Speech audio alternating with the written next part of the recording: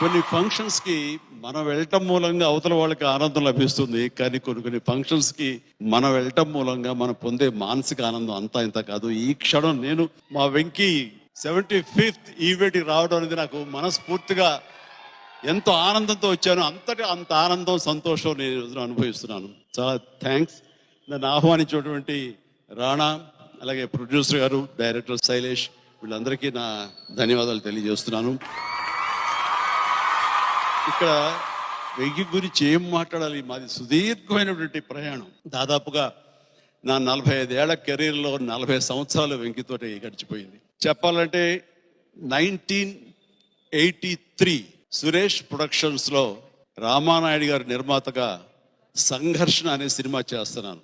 సంఘర్షణ సెట్స్లోకి ఒక మంచి అందంగా మెరిసిపోతూ గిరిజాల జుట్టుతోటి తెల్లగా ఉండి ఒక యంగ్ చాక్ 21-22 ఇయర్స్ గాయ వచ్చేస్తాడు.